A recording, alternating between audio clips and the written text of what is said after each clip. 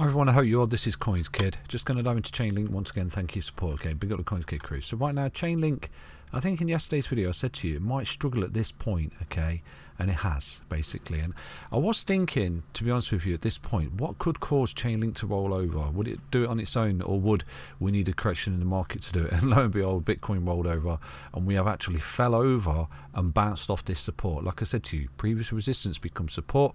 You've broken out of a huge ascending triangle here, and essentially a W bottom pattern. And what's happened? You've ran into a key level resistance, which is this point of contact here, and you've rolled back and you've held this key level support. I think yesterday I said to you, put some cheeky bids on this if you do see a roll in the market.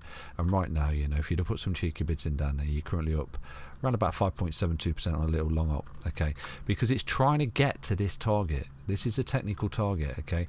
Now I did do an update on Twitter, and someone says, oh, it's not make your technical target, but you know, it doesn't get there overnight. Like I said to you, that's a technical target. You break out of a key level resistance, okay, the technical pattern, and it takes time. It moves in waveforms to get there, but that is a technical target, okay, of where you're trying to get to, essentially.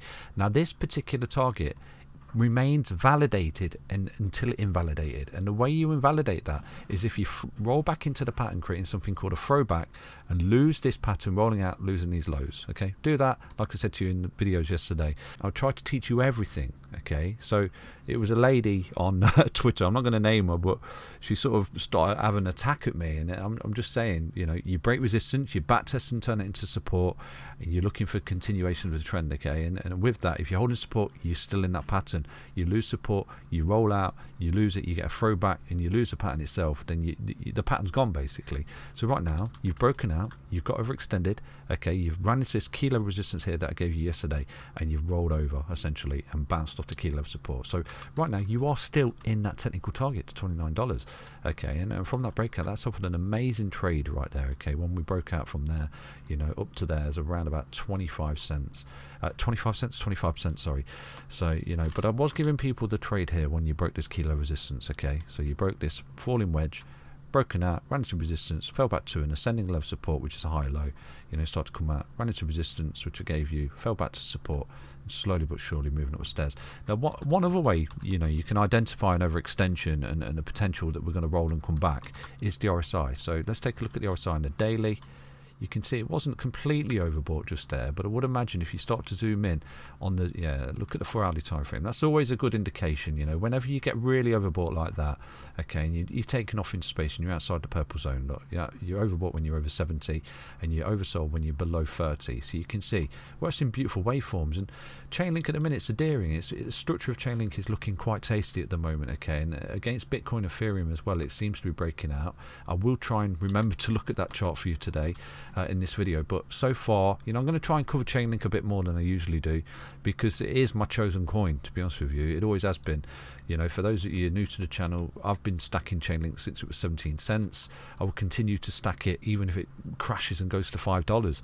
You know, it's a long-term hold for me, is Chainlink, okay? Because basically, I don't want to go too deep down the rabbit hole with you, but the more you research it, the more you fall in love with the project. Okay, it's an amazing project, and like I said to you, you know, in the last year here, I know we put this high in up here, but it's been quite lackluster, and it's not been performing very well against Ethereum and Bitcoin, to be honest with you, but it is breaking out of those key resistances.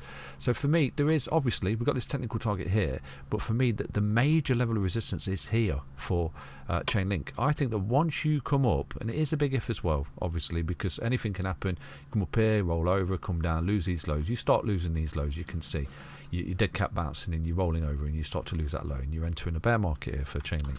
There's no guarantees, but it's all structure and resistance, and right now you're breaking out here. Okay, so this is good.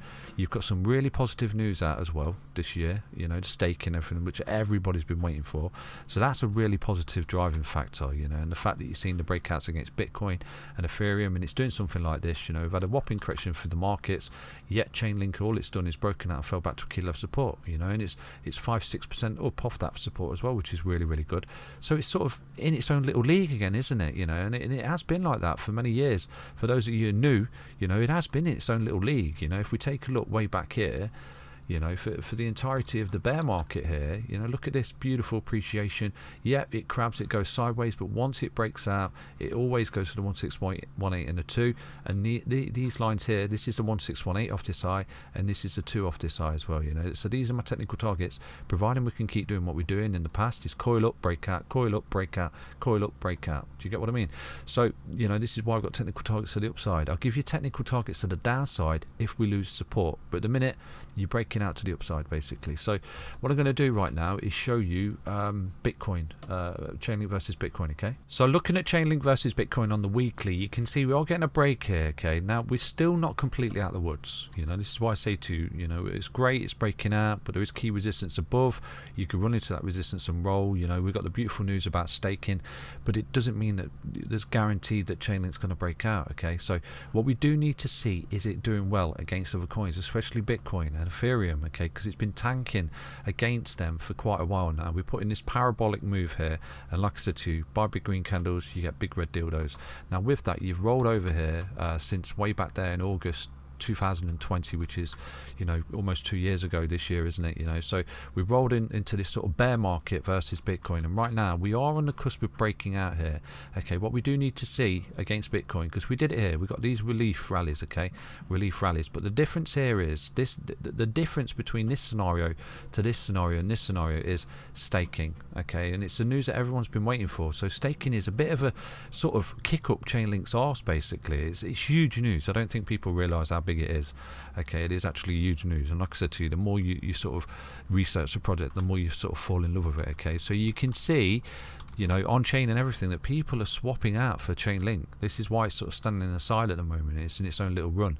So providing Chainlink can come up right now and break this key resistance on the weekly time frame and start to get back above these EMAs and hold them out, you know, and hold and back test, this is where, you know, you've come down, you've bottomed out, and you're breaking out against Bitcoin basically, and you're starting to retrace to each point of contact like I've taught you, taking out that high, and then you're looking at new highs for Chainlink versus Bitcoin eventually down the line, providing it can continue to do what it's doing. Now if it starts to fall back in the pattern and loses these lows, obviously down you go, and I'll give you a technical breakdown target for Chainlink there. But the catalyst here for Chainlink, I think, is obviously the staking at the moment, but it doesn't make any guarantees. Please remember that. Okay, so yeah, that's basically a quick little update for you on Chainlink today. I will try and cover the project, but so far so good.